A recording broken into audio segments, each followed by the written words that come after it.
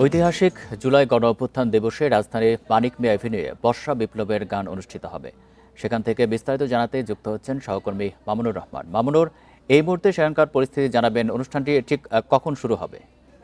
আন্দোলনের 2 বছর পূর্তি উপলক্ষে রাজধানীর মানিক মিয়া এভিনিউতে বর্ষা বিপ্লবের গান আয়োজিত হচ্ছে। মনসুন কালচারাল অ্যালায়েন্সের উদ্যোগে এই আয়োজনটি হচ্ছে। বেলা 3টা নাগাদ কিন্তু এই অনুষ্ঠানটি শুরু হবে। এই অনুষ্ঠানের বর্তমান পরিস্থিতিতে আমি আপনাকে দেখাই। বেলা 3টা বাজে শুরু হওয়ার কথা থাকলেও বর্তমানে কিন্তু যারা দর্শক, যারা এই কনসার্ট উপভোগ করবে, তারা কিন্তু জড়ো হতে শুরু করেছে। তবে আবহাওয়ার কিছুটা খারাপের জন্য কিন্তু দুশ্চিন্তার ভাঁজ কিন্তু দর্শকদের তারা কিন্তু আমাদেরকে বলছিলেন যে আবহাওয়া যদি বৃষ্টি হয় সেক্ষেত্রে কি হবে, সে ব্যাপারে কিন্তু তারা অনেকটা উদ্বিগ্ন। আপনি জানেন যে জুলাই 2 বছর পূর্তির সেই আয়োজনকে উপভোগ করতে, সেই 2 বছরের বর্ষপূর্তিকে উপভোগ করতেই ঢাকার মানিক মিয়া এভিনিউতে এবং সোহরাওয়ার্দী উদ্যানের কনসার্ট ফর ডেমোক্রেসি এবং মানিক মিয়া এভিনিউতে বর্ষা বিপ্লবের গান নামে 2টি কনসার্ট কিন্তু আয়োজন করছে, যেটি সকলের জন্য উন্মুক্ত। কোনো টিকিটের কিন্তু এখানে নেই, সকলের জন্য উন্মুক্ত করা হচ্ছে।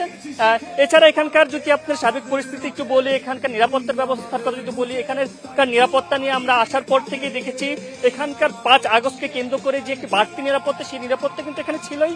এবং যারা এখানকার দায়িত্বে রয়েছেন তাদের সাথে যখন আমরা কথা বলেছি, তারা কিন্তু বলছিলেন যে কোনো ধরনের অপ্রীতিকর ঘটনা এখন পর্যন্ত ঘটেনি এবং আগামীতে যাতে না ঘটে সে ব্যাপারে কিন্তু তারা সজাগ দৃষ্টি দিচ্ছে এবং কোনো ধরনের নাশকতার কোনো প্রশ্নের ব্যাপারে তারা কিন্তু সজাগ দৃষ্টি রয়েছে।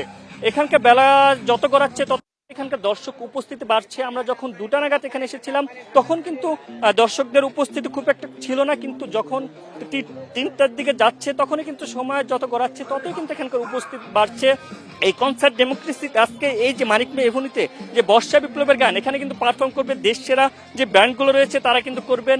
এর মধ্যে রয়েছে আর্টসেল, শিরোনামহীন, আর্ক, অ্যাভয়েড রাফা, কুড়েঘরের মতো যে নামি দামি ব্যান্ডগুলো রয়েছে, তারা কিন্তু এখানকার আজকে পারফর্ম করবে। এবং একক যদি সঙ্গীত বলে আসিফ আকবর, মাহাজেবিন পাশরা, তারা কিন্তু এই অনুষ্ঠানে আজকে গান গাবেন আমরা জানি। এবং তাদের আয়োজন উপভোগ করতে কিন্তু দর্শকদের এত উপস্থিতি।